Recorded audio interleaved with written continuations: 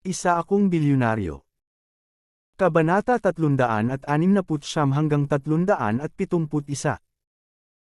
Isang linggo na ang nakalipas noong araw na iyon, biglang bumalik si Hana sa dormitoryo at nagsimulang mag-impake. Napakasama ng mukha niya.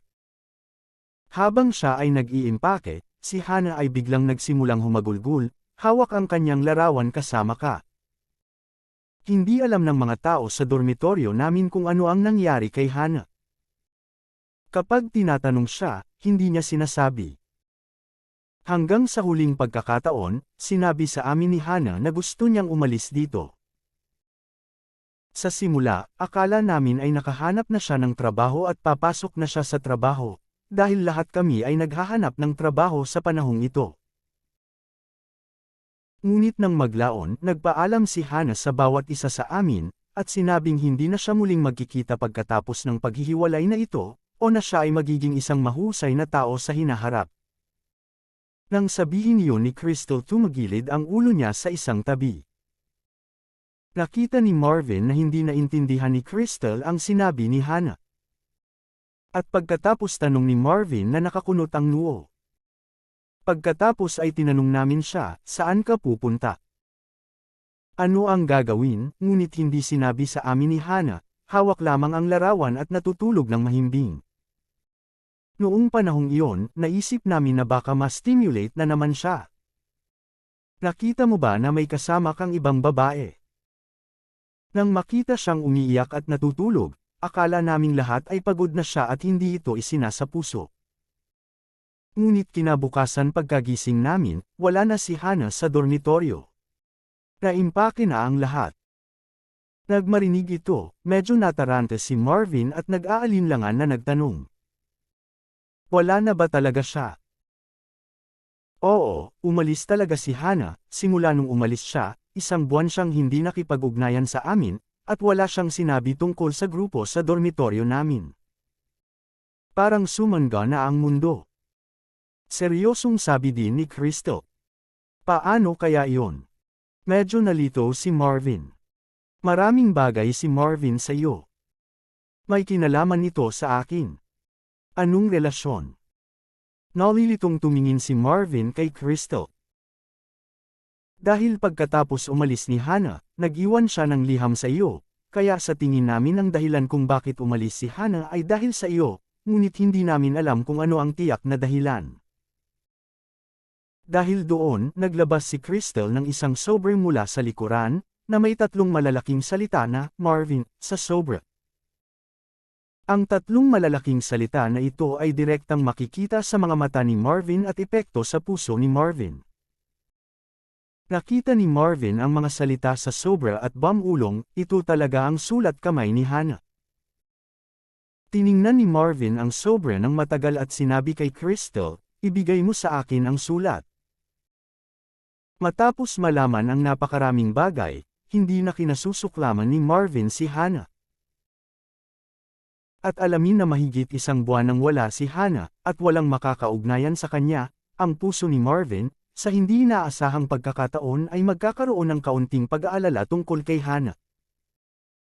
Bagamat hindi mabuting tao si Hana, ayaw ni Marvin na mawala o mamatay ang babaeng ito. Pagkatapos ng lahat, si Marvin ay hindi nais na magkaroon ng utang sa iba, lalo na ang damdamin. Ngayon si Hana ay nag-iwan ng liham sa kanyang sarili. Talagang hindi na makapaghintay si Marvin na makita ang sinabi ni Hana sa sulat. Mayroon bang bagay na hindi nilinaw ni Hana noon, at ngayon ay gusto niyang sabihin sa kanyang sarili. Pagkatapos ay inabot ni Marvin ang sulat. Sa hindi inaasahang pagkakataon, biglang nawala ang sulat ni Crystal. Bakit? Gusto mo ang sulat na ito, hindi ba? Pero kailangan mong ipangako sa akin na sasama ka sa party, sa pagkakataong ito, medyo mayabang na sabi ni Crystal. Nang marinig ito, biglang kumunat ang mga kilay ni Marvin. Yung party na naman. Bakit ba gustong-gusto ng babaeng ito na pumunta sa party na yon? Hindi ba niya sinabi sa kanya ngayon lang, hindi magandang lugar ang party na yon? Bakit ang tigas ng ulo niya? Kanina lang tinanggihan ni Marvin si Crystal dahil sabik siyang mahanap si Joanna. Ngayong si Crystal ay nagsabi ng napakaraming bagay tungkol kay Hannah sa kanyang sarili. Paano siya magkakaroon ng puso na sundan si Crystal sa isang party? Sa oras na ito, medyo nakonsensya si Marvin para kay Hannah. Dahil bago si Marvin, hindi niya talaga alam na mahal ni Hannah ang kanyang sarili, ngunit hindi niya alam na aalis na si Hannah, at hindi ko alam kung paano siya nabubuhay ngayon. Walang alam si Marvin tungkol sa sitwasyon ni Hannah. Hindi daw niya alam sa katunayan, alam ni Marvin na sa sarili niyang kakayahan, kung gusto niyang malaman kung ano ang ginagawa ni Hannah sa oras na iyon, hindi siya gagawa ng anumang pagsisikap. Kaya lang, walang pakialam si Marvin na intindihin ang buhay ni Hannah noong mga panahong iyon, kaya hinayaan niyang magbata si Hannah kung may nangyari pagkaalis ni Hannah, pagsisisihan ni Marvin. Kaya't nagpa siya si Marvin na hanapin si Hannah, kahit man lang para matiyak na ligtas si Hannah. Sabihin mo sa akin, magkano ang kailangan mong ibigay sa akin ang sulat? Ngayon ang tanging maaaring makipag-ugnayan kay Hannah ay ang sulat na nasa kamay ni Crystal. Si Marvin ay sabik na malaman kung ano ang sinabi ni Hannah sa kanyang sarili sa sulat. Kinausap mo ako tungkol sa pera. Huwag kang manggulo. Magkano ang pera mo? Naiinis na tumingin si Crystal kay Marvin. Sa katunayan, nakikita ni Crystal na talagang gustong basahin ni Marvin ang liham na ito, at alam din niya na talagang gustong gumastos ni Marvin para mabili ang liham na ito. Ngunit kahit gustong magbayad ni Marvin, magkano ang kaya niyang bayaran? 100. 200. Nang makitang ganito si Marvin, mahirap para sa kanya na magbayad ng $1,000. Ngunit kung dadalhin mo si Marvin sa party, ang kita na makukuha mo ay magiging 100 beses, 10,000 beses sa presyo. Hindi. Wala akong sasabihin sa'yo. Makakasama mo lang ako sa party o hindi mo makukuha ang sulat na ito. Pagkasabi nito, tiniklop ni Crystal ang sulat at ibinalik ito sa kanyang bulsa. Tumingin si Marvin kay Crystal sa oras na ito. Wala siyang choice kundi ang kumagat ng ngipin. Oo, sasamahan kita.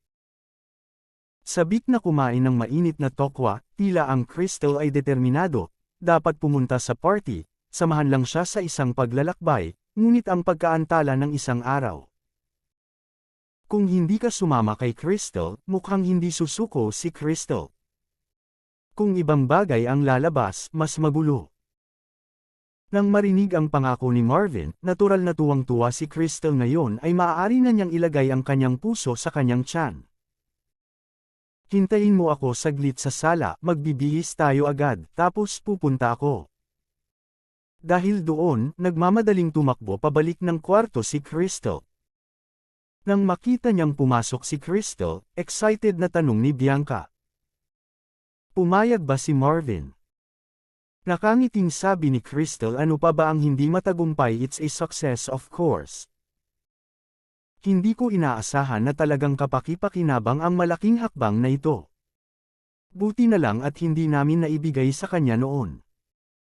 Kung hindi, ano ang gagawin natin para banta siya sa pagkakataong ito? Masayang sabi ni Bianca sa pagkakataong ito. Nang marinig ito ni Crystal, natahimik siya sandali, sa katunayan, si Crystal ay hindi gaanong maparaan. Matapos makita ang liham na iniwan ni Hannah kay Marvin, talagang gusto ni Crystal na ilipat ang liham kay Marvin. Ngunit hindi alam ng buong dormitoryo ang contact information ni Marvin. At lahat ay lumabas na para maghanap ng trabaho, at kakaunti ang mga tao sa paaralan, at hindi nakilala ni Crystal si Marvin sa panahong ito.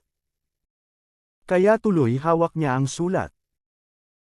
Noong nakita niya si Marvin noon, gusto rin ni Crystal na ibigay ang liham na ito kay Marvin, ngunit nang makita ang natalo na hitsura ni Marvin, nag-alinlangan muli si Crystal. Pagkatapos ng lahat, kahit na ipinadala ang liham kay Marvin, tila wala itong kahulugan. Pero sinong mag-aakala na ganito ang nangyari ngayon? Sa pagkakataong ito, sa wakas ay nanalo si Crystal sa party sa live broadcast platform. Gusto niya talagang sumali sa party na ito. Isa itong pagkakataon para kay Crystal.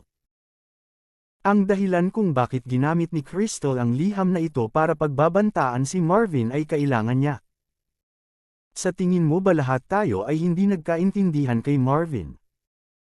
Mukhang mabuting tao si Marvin, kung hindi, paano siya magugustuhan ni Hannah? Bumantong hininga si Crystal. Tara, wag mo nang isipin. Wala kang pakialam kung anong klaseng tao siya. Kahit ano pa siya, hindi magbabago ang pagkatao ng isang taunan. Naiinis na sabi ni Bianca. Pagkatapos ng lahat.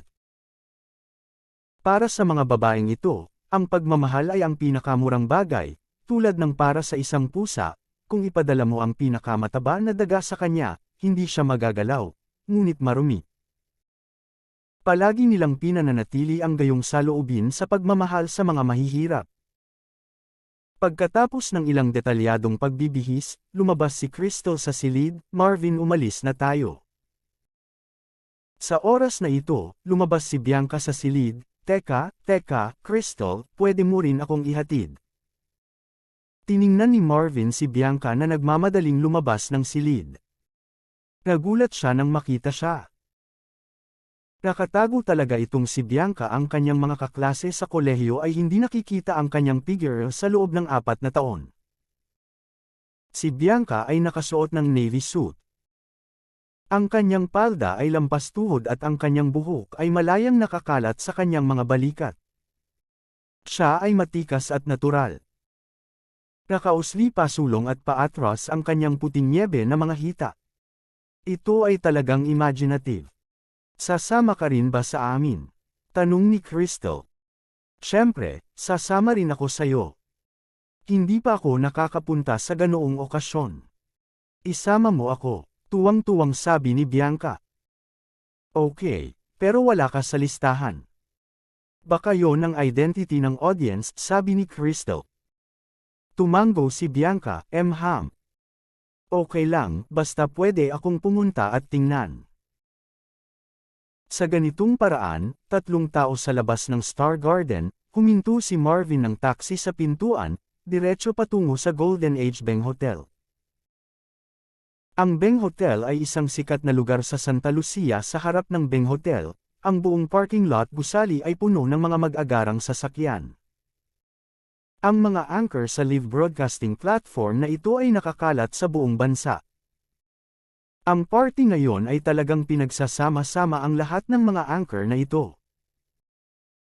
Ang punto ay ang mga anchor ngayon ay sikat na lahat sa live broadcasting platform, maliban sa mga bagong anchor star tulad ni Crystal. Anumang iba pang anchor na ang listahan ay mas mababa sa 1,000,000 ay may daan-daang libo o kahit milyon-milyong mga tagahanga. Busy talaga ang Beng Hotel. Dumadaan at umaalis ang mga sasakyan, at walang tigil ang pagdaloy ng mga tao. Ang kalsada sa harap ng hotel ay naharang hanggang sa mamatay, at kahit 12 ng pulis ang ipinadala upang idirekta ang trapiko. Tumingin si Marvin sa paligid at nakitang lahat ng babae ay may mahabang binti at hugis V na mukha. Sila ay alinman sa malalaking dibdib o malalaking puwit. Sila ay isang hodgepodge ng mga dilag. Pagpasok sa bulwagan ng hotel. Napabulalas si Bryce. Diyos ko, napakalaki ng hotel na ito, at nakagawa ito ng napakalaking entablado. Bianca, tingnan mo, may red carpet pa doon. Aalis ba ako kaagad sa red carpet? Hindi mapigilan ni Crystal na makipag-chat kay Bianca, at partikular din ang pagkakaayos ng mga upuan sa ilalim ng entablado. Nahahati sila sa maraming klase, at kung gaano karaming mga tagahanga ng anchor ang nakaupo sa iba't ibang posisyon. At ang mga lokal na tyrant ay pareho din, magsipilyo ng mas maraming pera, ang posisyon ay mas mahusay, mas forward. Hindi napigilan ni Marvin na matawa. Siya ay ipinanganak na pantay-pantay. Ngunit pagdating niya rito, binigyan niya ang iba ng 3, 6, 9 at iba pa. Ang higit na kabalintunaan ay walang sinuman sa mga taong naruroon ang nakadama na may mali dito. Siyempre, hindi alam ni Crystal kung ano ang iniisip ni Marvin. Nakatingin lang siya sa front seat na puno ng pananabik. Nang dalhin ni Crystal si Marvin sa kanyang sariling posisyon, may biglang hamarang sa kanya. Tignan mo, ang laki ni Crystal, malaking cute. Malaking cute. Pabalik-balik na lumingon si Crystal, sa tapat lang ng audience. Then the audience rushed up directly. It's better to see than to hear. You are much better than in the live broadcast. Ang lakas ng loob mong maglaro, Crystal. Nakita ko ang natalo sa puso mo sa live studio mo kahapon. Ang galing. Makakaasa ka, lagi kitang susuportahan, magiging loyal fans mo ako. Ang pangalan ko neto ay Banayad na Lobo, dapat tandaan mo ako. Tuwang-tuwa ang lobo na makita si Crystal, at sumayaw sa tuwa. Ngunit sa lalong madaling panahon nakita ng lobo si Marvin na nakatayo sa tabi ni Crystal, at kilala niya si Marvin sa isang sulyap. Crystal, hindi ba ito yung loser na inaasar mo kagabi? Bakit mo siya dinala? Sabi ko, pare, may potential ka talagang maging loser. Mas talo ang totoong tao kesa sa video. Hahaha. Tumingin si Marvin sa lobo nang walang ekspresyon, hindi siya umiinig. Hindi talaga maintindihan ni Marvin anong nakakatawa dito. Ano ang silbi ng pagkuha ng ganoong video? Dumating si Marvin sa party kasama si Crystal upang kunin ang liham na iniwan sa kanya ni Hannah. Habang nagtitiis siya ng ilang oras, malalaman niya kung ano ang gustong sabihin ni Hannah sa kanyang sarili. Nagpaalam lang si Crystal sa tagahanga ng lobo, nakipag-chat ng ilang salita, at pagkatapos ay dinala si Marvin sa kanyang upuan. Pagkatapos nilang maupo, sisimulan na ng host ang proseso ng party ngayon. Gaya ng ibang party, magsisimula muna ang dance program. Matapos ang halos 1 oras at kalahating pag-awit at pagsasayaw, ang mga parangal ay ipinakita sa live platform. Sa katunayan, ito ang matagal na nating inaabangan. Isang malaking karangalan para sa anchor sa live na broadcast na makakuha ng mga parangal sa kanyang sariling live broadcast platform, at isa rin itong patunay ng kanyang katayuan. And for those new anchors, if they can get the award, it means mas magiging swabe ang future road nila sa live platform, kasi after manalo ng award, may title, with the title, ang init. Pataas. Kasama sa mga parangal ng party na ito ang pinakamahusay na sikat na Anchor Award. Ang pinakamataas na Beauty Award, ang pinakamagandang Voice Award, ang pinakamagandang Dance Award, ang pinakamagandang mukha na parangal, ang pinakamagandang Botex Award. Ang bawat isa sa mga anchor na ito ay may sariling label, ibig sabihin, lahat ng mga anchor na naruroon ngayon ay maaaring makakuha ng premyo. Ang tinatamasa ng mga anchor ay ang proseso ng pagtanggap ng mga parangal. Kung makuha nila ang karangalan, makukuha nila ang katayuan. Sa hinaharap, sila ay magiging mas at mas sikat sa live na broadcast. At ang mga lokal na tyrant na iyon, mula sa totoong buhay, ay makikita ang anchor person na kanilang pinahahalagahan.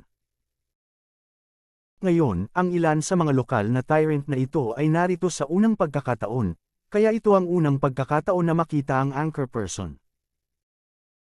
Karaniwan, maririnig mo ang mga komento at komento ng mga lokal na tyrant sa mga magagandang anchor anumang oras. Karamihan sa kanila ay nagsasabi na ang anchor ay maganda, at ang tunay na tao ay mas mahusay kaysa sa network. Sa hinaharap, kung gusto mong bigyang pansin ang anchor, gusto mo pa ring gumawa ng karagdagang appointment sa anchor. Para naman sa mga manunood sa eksena, busy lang ang oras para manood. Hindi madali para sa kanila na makakuha ng isang malaking anchor tulad nito. Magkaroon lang ng adiksayon sa mata. Tulad ng para kay Marvin, sapat na upang tingnan ang grupong ito ng mga matingkad na tao sa mahabang panahon. Hindi niya akalain na magaganda ang mga anchor na ito. Hindi katakatakang ngayon lang ako nakakita ng napakaraming kagandahan mula sa malayo, ngunit ngayon ay malapit na ako sa kanila. Kung titignan ko silang mabuti, tila lahat sila ay inukit sa iisang amag. Matangos ang ilong at matangos ang mukha sa baba. Halatang umbok ang dibdib ng ilang anchor person. Tila nag-aalala si Marvin kung sasabog ito sa susunod na segundo para sa kanila. Si Marvin ay hindi interesado sa mga anchor na ito. Isa lang ang iniisip niya ngayon, yun ay, kung kailan matatapos ang party at kung kailan niya makukuha ang sulat ni Hana. Umalangaw sa kalangitan ang musika ng eksena, ngunit hindi pa rin ito mapigilan ang antok ni Marvin. Malapit nang matulog si Marvin. Sa pagkakataong ito, biglang sumigaw ang host, "Next, let's invite our best star show, Big Cute, to come on stage to receive the award." Matagal nang handa si Crystal para sa entablado, nakikinig ng mabuti sa lahat, at sa wakas ay naghihintay sa kanyang pangalan. Parang panaginip lang. Kahapon lang ako umupa ng bahay. Wala man lang akong anino ng multo noong sinimulan kong i-broadcast ito ng mahigit 1 oras. Hindi ko inaasahan na uupo ako sa party na ginanap ng live broadcasting platform para matanggap ang premyo. Sa isang sandali, si Crystal ay nasa sabik na siya ay nahimatay. Mabilis niyang kinurot ang hita ni Marvin. Kinurot si Marvin, ouch, biglang nagising, anong problema? Go, go. Come on. Umakyat kami para tanggapin ang premyo, walang pakialam si Crystal sa mood ni Marvin sa sandaling ito. Direkta niyang hinayla si Marvin pataas at pumunta sa stage. Ang fan ni Marvin ay hinayla pataas ni Crystal, na kinurot ni Crystal kanina lang. Masakit pa rin. Pagkatapos ng 2 o 3 hakbang, bumalik si Marvin.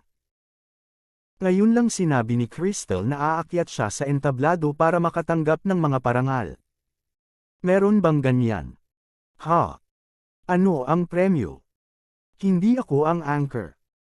Paano ako makakaakyat sa entablado para makatanggap ng parangal? Mabilis na sinabi ni Marvin. Hindi, anong award ang makukuha ko? Kinamusta ni Marvin ang lahat na may ngiti sa labi.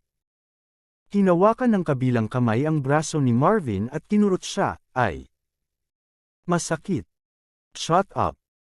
Gawin mo ang sinasabi ko. Gusto mo bang maniwala? Nakangiting sabi ni Crystal. Nang marinig ang sulat, agad na itinikom ni Marvin ang kanyang bibig.